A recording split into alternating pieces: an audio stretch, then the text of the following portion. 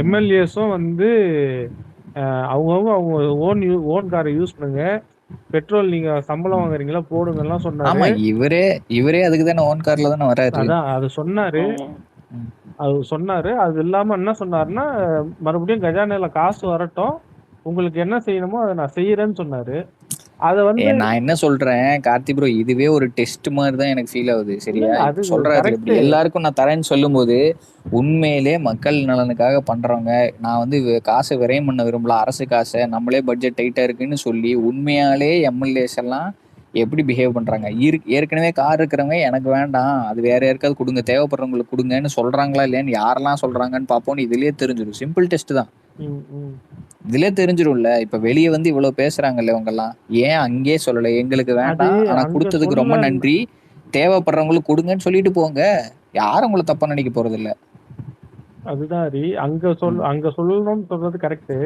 நீங்க வெளிய என்னன்னா வந்து சொல்றது எதுக்குன்னா என்னன்னா என் விளம்பரத்துக்காக ஆ சொல்றீங்க. அப்போ நீங்க விளம்பரம் ஒண்ணு, நல்லவங்கன்னு காட்டிக்கிறதுக்கு. விளம்பரம் ஒண்ணு. இவனுங்களுக்கு என்னன்னா வந்து எல்லாரும் எழுந்து பிரைஸ் பண்ண ஆரம்பிச்சிட்டானுங்க. என்ன எல்லா எம்எல்ஏஸும் இல்ல வெளியிலயும் வந்து அது நல்ல இல்ல மாரி கார்த்தி போய் ப்ரோ, சேருது. இல்ல நீங்க இதையே நீங்க பாசிட்டிவாவே சொல்லுங்கன்ற. நீங்களும் மக்கள்கிட்ட நல்ல பேர் எடுக்கணும்னு நினைச்சுக்கிட்டீங்கன்னா என்ன சொல்லியிருக்கலாம்னா, இது வந்து என்கிட்ட கார் இருக்கு, ஆனாலும் கொடுத்ததுக்கு நன்றி, முதல்வருக்கு நன்றி சொல்லிக்கிறேன். இந்த இந்த இந்த திட்டத்தை வந்து எல்லாருக்கும் கொண்டு வந்ததுக்கு ரொம்ப நன்றியா அப்படின்னு சொல்லிட்டு, எனக்கு வேண்டாம், தேவைப்படுறவங்களுக்கு கொடுத்துருங்க, நம்ம விரயம் பண்ண வேணாம் காசை, அது மிச்சம் பண்ணா விவசாயிகளுக்கு இது பண்ணலாம். நீங்க அங்கேயே சொல்லியிருந்தாலே உங்களுக்கு நல்ல பேர் கிடைச்சிருக்குமே. சட்டமன்றத்தை விட என்ன லைவ் ஓடிட்டே தானே இருக்கு. ஏன் வெளியே வந்து பேசுறீங்க? சரி, சரி பேசிட்டீங்க, ஓகே, இதை விட்டுருங்க, பேசி முடிச்சாச்சு. இப்ப நாளைக்கு காரோ இல்ல அந்த 1,00,000 கொடுக்கும்போது வாங்க மாட்டாங்க, அப்படி வாங்க மாட்டாங்க. எடுத்துக்கலாமா? இல்ல, இல்ல. வாங்க மாட்டாங்க. ஏன்னா வந்து அவங்கலாம் பரம்பரை பணக்காரங்க. அவங்கலாம் அத பாப்போம் வாங்குனாங்கன்னா, பாப்போம். காரி காரி நீங்க மூஞ்சில அப்படிலாம் துப்புவாங்க. நினைக்காதீங்க. கண்டிப்பா வாங்குவானுங்க இவனுங்கெல்லாம். வெளியே வந்து பேசுறான்ல, இவனுக்கெல்லாம் போதா இல்லையான்னு சொல்லிட்டு கணக்கு சொல்லணும் சட்டமன்றத்துல வந்து. நம்ம இதுக்கு பொறுப்பு யாரோ, அவங்க முதலமைச்சரோ இல்ல யாரு இதுக்கு சரியான பொறுப்போ, இவருதான் மரிய வில்சன் தான் வரும். ஏன்னா அவரு தான் இது அவர் வந்து ட்ரெஷரி. இதுக்கு எவ்வளவு ஒதுக்கி இருக்கு, எத்தனை எம்எல்ஏஸ்க்கு வந்து இது போகுது, யாரெல்லாம் இதை அவைல் பண்ணிருக்காங்கிற லிஸ்டையும் தயவு செஞ்சு ரிலீஸ் பண்ணணும் இல்ல, அபிஷியலா. இல்ல. தயவு செஞ்சு அவங்க பாப்போம். பிரேமலதா பேசுனத வந்து புக் மார்க் பண்ணி வை.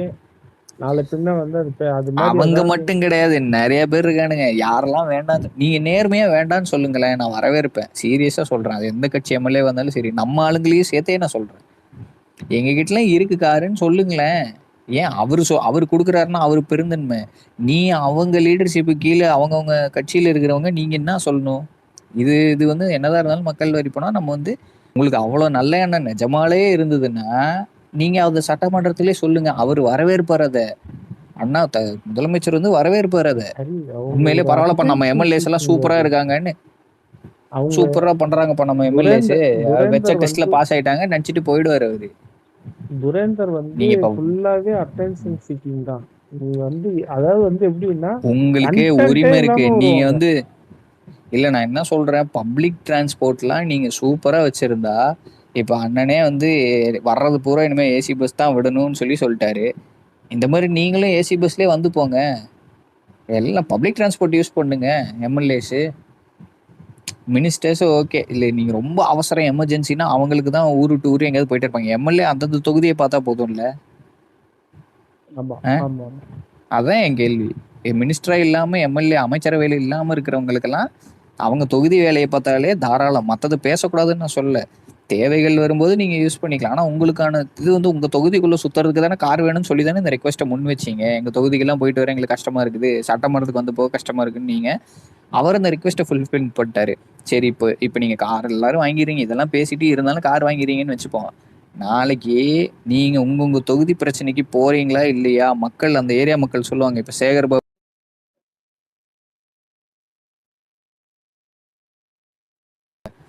அந்த ஆளு நன்றி என்னாச்சு? சொல்ல கூட வரலங்கிறாங்க அந்த ஏரியா மக்கள்.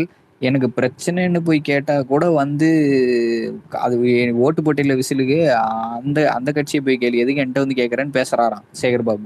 பேசட்டும். இல்ல, நான் இல்ல. சும்மாலாம் சொல்லைங்க, இதுக்கு வீடியோ இல்ல, ப்ரூஃப் இல்ல. இருக்கு. பேசட்டும் ஹரி. பேசினாதான் அப்போ நல்லது. இந்த மாதிரி அடுத்த இல்ல, அதான் சொல்றேன், மக்கள் இப்படி சொல்றாங்க. நீங்க இப்ப இந்த காரையும் வாங்கிக்கிட்டு இதுக்கு கொடுக்குற அந்த 1,00,000 மாசம் மாசம் வாங்கி வச்சுக்கிட்டு உங்க தொகுதிக்கு போய் நீங்க வேலை செய்யலைன்னா, எந்த கட்சி எம்எல்ஏவா இருந்தாலும் முதலமைச்சர் கூப்பிட்டு கேள்வி கேட்பாரு. நீங்க கேட்டோன்னே நான் கார் கொடுத்தேன்ல, நீங்க உங்க வேலையை சரியா செஞ்சீங்களா, ஏன் செய்யல அப்படின்னு கேட்பாரு. நாளைக்கு ஏதாவது உங்க இன்னொன்னு தொகுதியில பாத்தியா பிரச்சனை வந்தா இன்னைக்கு கேட்பாரு.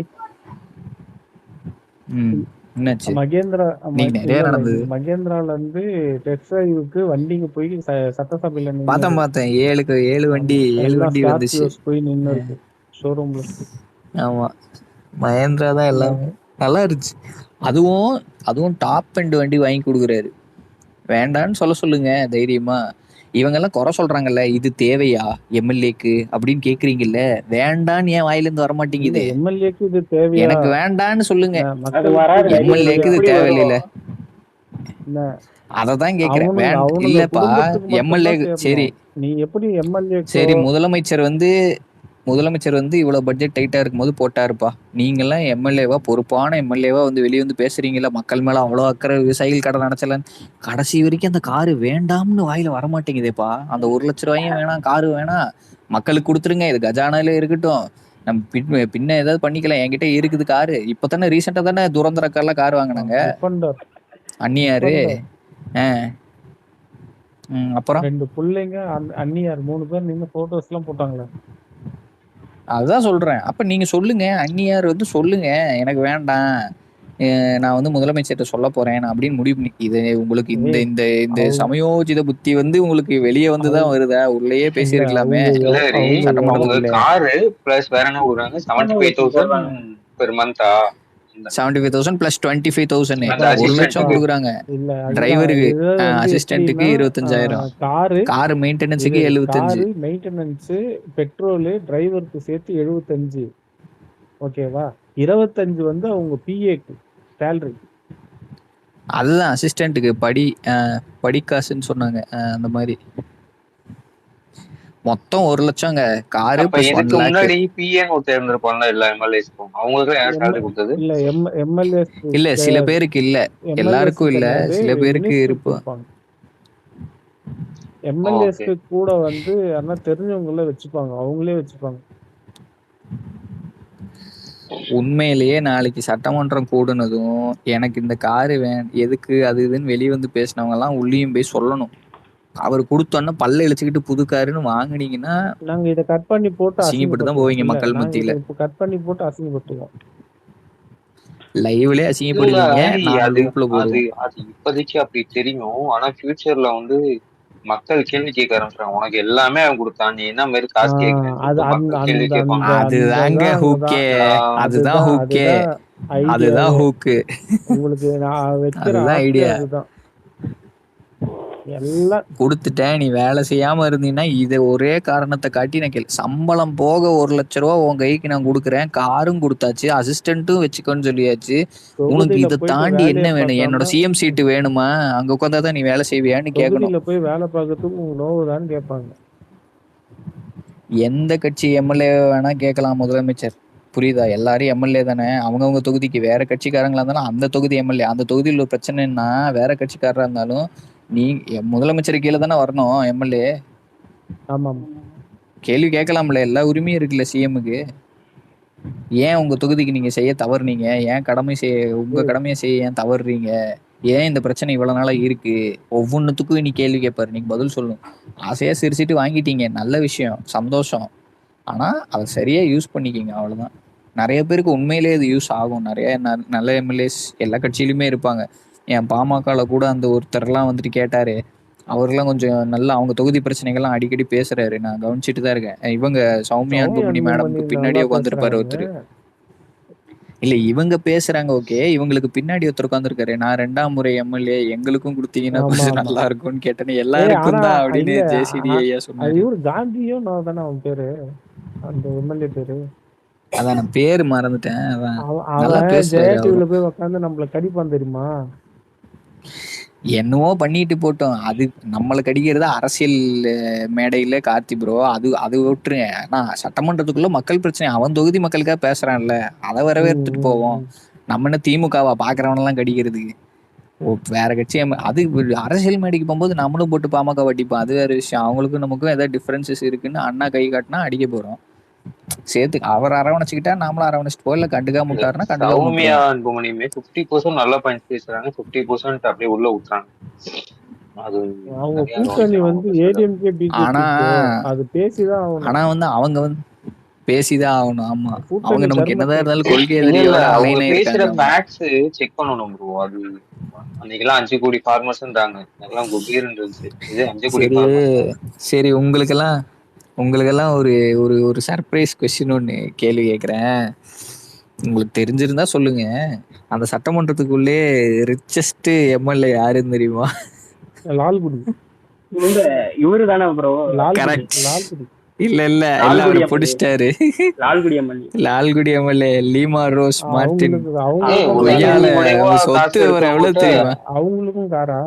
உதயன் இல்ல இல்ல, நான் சொல்றது அஃபிடேவிட்ல இருக்கிறத வச்சு கேக்குறேன். எத்தனை கோர்ஸ்? ஒரிஜினலா நீங்க கேட்க கூடாது விஜய் போலா, அது தவறான செயல். அது யாருன்னு நம்ம எல்லாருக்கும் தெரியும், அது வேற.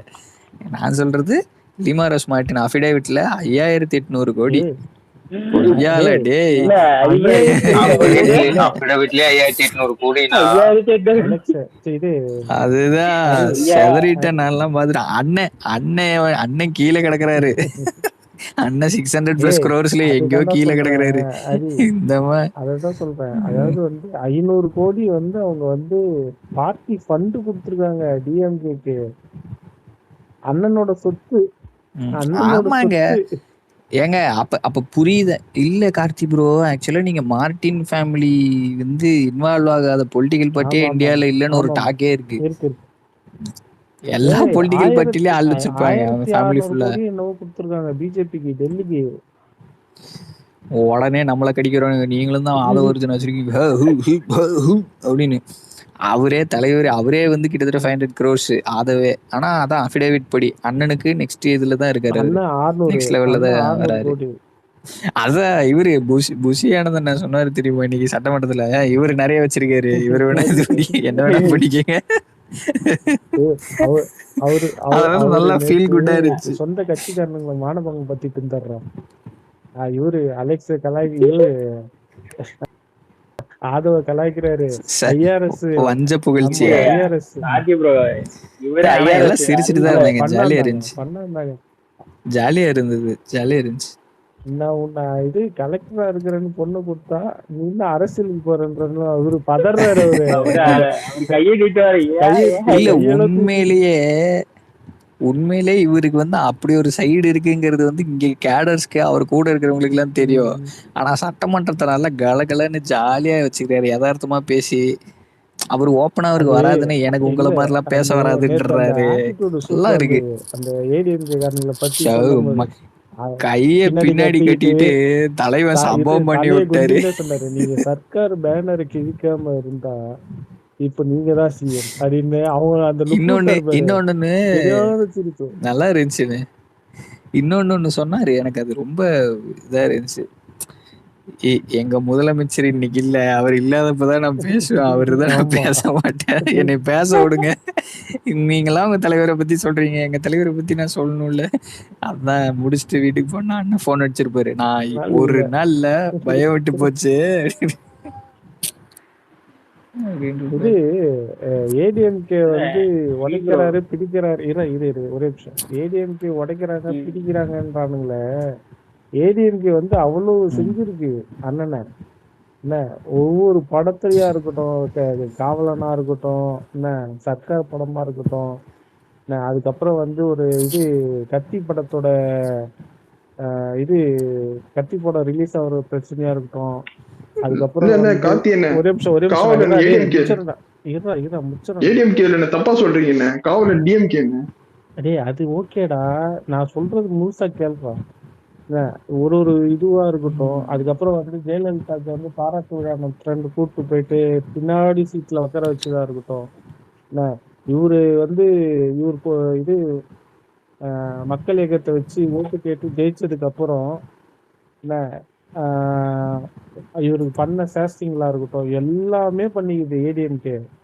இப்போ ஏடிஎம்கே வந்து இப்போ 3வது இடத்துக்கு போயிருக்குன்னா அவனுங்க பண்ணதுக்கு அவனுங்க அனுபவிக்கிறாங்க.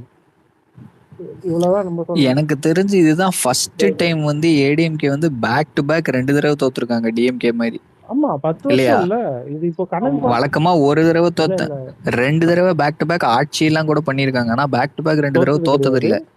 இல்ல. இதுதான் இது ஃபர்ஸ்ட் வந்து டைம். இன்னொன்னு வந்து பாத்தீங்கன்னா அவங்க வந்து எப்படி சொல்றதுன்னா ஜெயலலிதா போனதுக்கு அப்புறம் இன்னும் எந்த எலெக்ஷனும் அவங்க ஜெயிக்கவும் இல்லை. நீங்க கணக்கு போட்டு பாருங்களேன். ஜெயலலிதா அம்மா வந்து இருந்தப்ப 10 வருஷம் பிடிச்சிட்டாங்க. இப்ப அண்ணன் வந்து ஒரு 5 வருஷம் 15 வருஷம் டிஎம்கே போச்சு அரசியல். இதுலயே 15 வருஷம் போச்சு. நடுவுல 5 வருஷம் வந்து சும்மா வந்துட்டு முடிஞ்ச வரைக்கும் சுத்திட்டு போயிருக்காங்க. அது சீக்கிரமா அதை ரிலீஸ் பண்ணா நல்லா இருக்கும். பதறாங்க. நேத்து சைலண்ட் ஆயிட்டானுங்க. அந்த வார்த்தை வந்ததுக்கு அப்புறம் எவனுமே எங்க நீங்க தைரியமான ஆம்பளைங்க இல்ல, தானே இவனுங்க கேளுங்க. எல்லாம் சட்டமன்றத்துக்குள்ள மூடிட்டு இருந்துட்டு வெளியே வந்துதான் கோவுன்னு கோவுறானுங்க. எனக்கு அதுதான் புரியல. இல்லப்பா ஏன்டா வெளியே கேட்டானுங்கல்ல, வந்துட்டு இப்ப இவ்வளவு ஆதாரம் பேசுறீங்களே, கொடுங்க உள்ளே ஆதாரம் கொடுங்க. நான் இவர் என்ன ஆதாரம் சொன்னாரு? கொடுன்னு நான் ஓபன் பண்ணவா இல்ல அப்படின்னு சிம்பிளா நான் கேட்டாரு. கேக்குறேன். இவர் ஓபன் என்ன பண்ணுங்கன்னு சொல்றாரு? கேட்க வேண்டியதுதானே. ஓபன் பண்ண வச்சிடாதீங்கிறாரு. ஆமா அவனுங்களும் சைலண்டா இருக்கானுங்கன்னா என்ன அர்த்தம்? மத்ததுக்கெல்லாம் குதி குதின்னு குதிக்கிறானுங்க. சிஎம் பார்த்தா மட்டும் பம்மிடுறானுங்க அப்படியே. ஏன்? எனக்கு அதுல வேற நேரு ஏவா வேலுலாம் பார்த்தா ஏதோ தேவதூதர்கள் மாதிரி அவ்வளவு சாஃப்டா பேசுறாங்க. டேய் நீங்களாயா பேசுறீங்க? அதாவது இப்ப பாத்துக்கிட்டீங்கன்னா அவைத்தலைவருக்கு தெரியும் அப்படின்னு அப்படியே அவருக்கு வேற புஜிக்க பண்றானுங்க அடிக்கடி. ஏய் யாரு என்னன்னு எங்களுக்கு எல்லாம் தெரிய முடியே அப்படின்னு. என்ன அதான் சோப்புன்னா இதுல வேற ஆதவுக்கு ஹூக் பண்ண ட்ரை பண்ணானுங்க. ஆதவ் வந்து தவறான எங்க தகவல். ஊருக்காரர் தான். நான் பிறந்ததே திருச்சி. தவறான தகவல் பதிவு பண்ணாதீங்க. அவரு பாரபட்சம் பார்க்க மாட்டேன். ஓடிடு அப்படியே அப்படின்னு. என்னையும் உங்ககிட்ட கூட்டு சேர்த்து பாக்குறியா? ஏவா வேலை இது இன்னைக்கு நேரு பாத்தீங்கல்ல, லஞ்சம் அப்ப உங்க ஆட்சியிலயும் வாங்குறீங்க தானே அப்படின்னு கொத்து விடுறாராம். இன்னொரு சாணக்கியத்தனம். கேனர் ஒண்ணு பண்ணாரு. ரேஷன் அரிசி தான் சாப்பிடுறாங்க, சுகர் இருக்கிறதுனால. அது உண்மையா கூட இருக்கலாம். இல்ல ப்ரோ, அது உண்மையா கூட இருக்கலாம். அந்த வீடியோ நீங்க பாக்கலையா? அவருக்குன்னு தனியா என்னென்னமோ அரிசி பேரெல்லாம் சொல்றாங்க. நானும் மறந்துட்டு அந்த வீடியோ இருக்கு. ஐயோ உன் கட்சிக்காரன் கூட உனக்கு முட்டு கொடுத்துக்க மாட்டாயா? கஷ்டப்பட்டு முட்டு கொடுத்தேன், ஒரே செகண்ட்ல உடச்சு போட்டான் அவன். நான் நேரு அவங்கெல்லாம் யூஎஸ்ல இருந்து வரண்டா அரிசி. அவரோட பினாமி இருக்கிறாரு. அவருக்கு மட்டும் தனியா அரிசி வந்து விளைக்கிறாராம். யூஎஸ்ல ரேஷன் கடையில இருக்குதா? ரேஷன் கடையில அலெக்ஸ் இது. ஆனா கார்த்தி ப்ரோ மாசம் நம்ம எல்லாம் அரிசி வாங்குறோம் ரேஷன்ல. ஆனா வாய் கூசாம சட்டசபையில உட்காந்து எல்லாம் வெள்ளை கலர்ல தான் வருதுங்கிறான். பாத்தீங்களா? நிஜமாலே கோழிக்கு தாண்டா நாங்க எல்லாம் போடுறோம். இல்ல கார்த்தி ப்ரோ இன்னொருத்தர் பேசிருந்தாரு. இவரு எடப்பாடி பக்கத்துல உட்கார்ந்து இருப்பாரு, வேற யாருன்னு தெரியல. அவர் ஏஞ்சி பேசும்போதே நாங்கெல்லாம் எம்ஆர்கே பன்னீர்செல்வமா தெரியல யாருன்னு. இல்லையே வேற ஒருத்தர். இல்ல வேற சொல்லு அப்படின்னு சொல்லிருப்பாரு. இந்த பக்கம் 2 பேரு, இந்த பக்கம் எடப்பாடி கையெழுத்து செஞ்சுட்டு இருக்காரு. எது நனைய இல்லையா கூட. நீங்க நல்லா கவனிச்சீங்கன்னா வழக்கமா வந்துட்டு டிஎம்கேவே ஏடிஎம்கே மாத்தி கை காட்டிக்கணும். இந்த இடத்துல சொல்ல மாத்தி கையே வரலையே, எதுக்கு வரவே இல்லையே. ஒரு இடத்துல கூட இவங்க தான் செஞ்சாங்க, நாங்கெல்லாம் இதுல பழியத்துக்கு மாட்டோம்னு சொல்லவே வாய் வரல. அவனை இவன் காப்பாத்துறான், இவனை அவன் காப்பாத்துறான். நாங்கன்னு தான் 2 பேரும் சேர்ந்துக்கிட்டு பேசுறாங்களே தவிர ஏடா டே அப்படின்றது இல்ல. அவனுங்க வரலாற்றுலயே எதிர்க்க உக்காந்தவனுங்களை ஒரே ஒன்னா உக்கார வச்சிருக்கோம் பத்தியா, அதுதான் சாதம். அவங்களுக்கே அது அன்ஈஸியா இருக்கும், அன்கம்ஃபர்டபுளா. என்ன பக்கத்துல வந்துட்டான் இவ்வளவு நாள் ஆப்போசிட்ல தான் இருந்தா அன்ஈஸியா இருக்குதுன்னு அப்புறம் பார்த்தா அப்படியே பழகிட்டாங்க. இல்ல எடப்பாடி கூட பரவாயில்லதான் என்ன கேட்டா. அவரு கூட அதான் முன்னாள் முதல்வர் என்னதான் இருந்தாலுங்கிற அந்த எக்ஸ்பீரியன்ஸ் இருக்கு. ஓபிஎஸ் கூட பரவாயில்ல, சட்டமன்றத்துல வெளியே மிச்சர் தின்னுட்டு இருந்தாரு ஜல்லிக்கட்டு டைம்ல. ஆனா சட்டமன்றத்துல கூட ஏதோ கொஞ்சம் வாய்ஸ் எல்லாம் வெளியே வருது, அப்பப்போ பேசுறாப்புல. இது டிஎம்கே போயிட்டாரு, பேசினாதான் அங்க வந்து இருக்க முடியும். ஐயோ ஏங்க ஒரே நிமிஷங்க.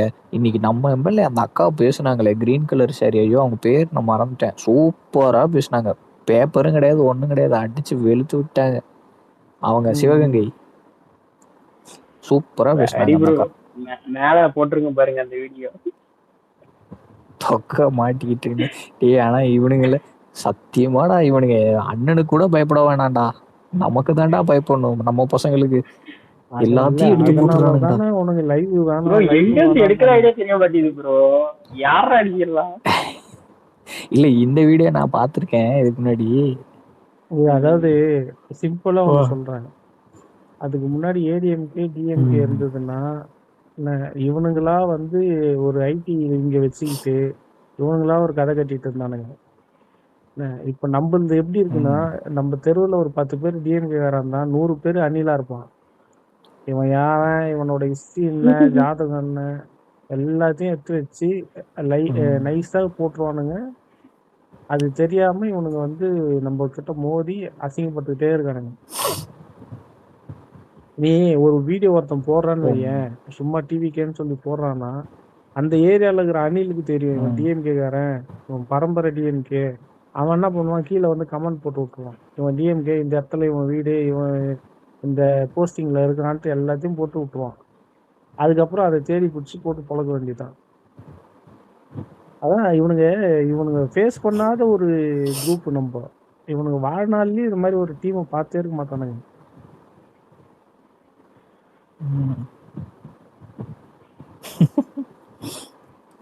அதான் அவங்க ஈக்குவலா கூட இல்ல, அவங்கள ஓவர்டேக் பண்ணி போயிட்டு இருக்கோம் நம்ம. அதுதான் வந்து அவங்கள பொறுத்துக்க முடியும். நம்மகிட்ட தோத்தது ஒண்ணு, தினம் தினம் அடி வாங்குறானுங்க. 2 வருஷ கட்சியில இருக்கிறவங்க தினம் அடி சட்டசபைக்குள்ள வச்சு இல்ல 50 வருஷ சீனியர்னா அந்த மாதிரி நடந்துக்கணும். தோல்வியை கிரேஸ்ஃபுல்லா ஏத்துக்கிட்டு மக்கள் பிரச்சனையை இவனுங்க எங்க பேசினானுங்க. இப்பதான் ஒரு சில எம்எல்ஏஸ் பேசவே ஆரம்பிச்சிருக்காங்க. திமுக எம்எல்ஏஸ் ஒரு சிலர், ரொம்ப ஒரு சிலர் விரல் விட்டு என்ற அளவுக்கு மக்கள் பிரச்சனை, எங்க தொகுதியில் இந்த பிரச்சனை இருக்கு அது இதுன்றாங்க. செம்மையா இருந்தது. அவர்த்த வந்து ஒரு எப்படி சொல்றது, வந்து நம்ம வந்து ஒடுக்கப்பட்ட மக்களுக்கு எதிரானவங்கன்ற மாதிரி ஒரு நரேட்டிவ் செட் பண்ணி பேசணும் ஒருத்தர். அவரோட கன்னி பேச்சு போல்டு. இன்னைக்குதான் இல்ல இன்னைக்கு ராஜ்மோகன் அங்கல்ல இருந்தாரு. அவர் கன்னி பேச்சுன்ட்டு அவர் பேசினாரு நேத்து. இது டிஎம்கே வந்து ஓரங்கட்டப்பட்டதுனால வந்து ஒடுக்கப்பட்ட மக்களோட இது ஓரம் கட்டிட்டாங்க அப்படி இப்படின்னு பேசினாரு. அதுக்கப்புறம் இவர் ராஜ்மோகன் வந்து நாங்க வந்து ஊழலுக்காக இதுன்ட்டு ஒண்ணு பேசினாரு. நல்லா இருந்தது. உடனே நோஸ் கட்டு இவங்க பேச பேச சூப்பரா இருந்தது. இல்ல எனக்கு என்னன்னா நம்ம சைடு எம்எல்ஏஸ் எல்லாம் ஒருத்தரா பேச ஆரம்பிக்கிறாங்க. புது எம்எல்ஏஸ் இது வரைக்கும் தெரியாத ஃபேஸஸ். நான் சொல்றது நல்ல ஃபெமிலியரா டிவிகே ஸ்பீக்கர்ஸ். முஸ்தபா பாய் பேசவே இல்ல. தலைவன் இறங்கட்டுமே சட்டசபை அன்னைக்கு இருக்குடி. அதாவது சபாநாயகருக்கு வந்து அதிக வேலை வைப்பாரு அவருதான் நினைக்கிறேன். மாண்புமிகு உறுப்பினர் நீங்க உட்காருங்க. மாண்புமிகு உறுப்பினர் அந்த மனுஷன் பேச்ச கேளுங்கடா. முஸ்தபா பாய் வந்து எப்படின்னா ரொம்ப வேகமா பேசுவாரா, ரொம்ப வேகமாவும் அதை யோசிச்சு பேசுறதுனால நடுவுல வார்த்தைக்கு முழுகுவாரு. நம்ம தான் ஃபீல் பண்ணோம். ஆமா நம்ம அது பழகிடுச்சுனா எனக்கு. ஏன்டா அதையும் சொல்லு, எதோ சொல்ல வந்தேன். அதான் சபாநாயகர் தான் ப்ரோ பாவம். எங்கிட்ட உட்காரவே மாட்டாங்க. அவரு இவ்வளவு ஸ்ட்ரெஸ் பண்ணும்போது கூட பொறுமையா காமா சேகர் பாபுக்கு ஒரு நோஸ் கட்டு கொடுத்தாரு சபாநாயகர். நீ எது பேச வந்தியோ எதை எழுதி பத்தியோ அதை மட்டும் பேசு, நீ எக்ஸ்ட்ரா பிட் எல்லாம் போடாது, இல்ல உட்காரு நீ அப்படின்ற மாதிரி. ஆமா பண்ணு ஐயோப்பா.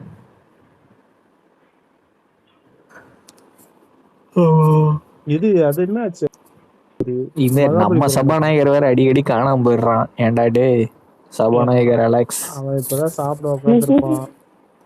மாண்புமிகு அலெக்ஸ் துணை சபாநாயகர் ஒருத்தர் தான் இருக்காரு வேற. நான் வேற ஸ்பீக்கர்ல இருக்கேன். பாத்துக்கங்க கத்திபுரம் அப்பப்ப ரிக்வெஸ்ட் வந்து அக்செப்ட் பண்ணுங்க.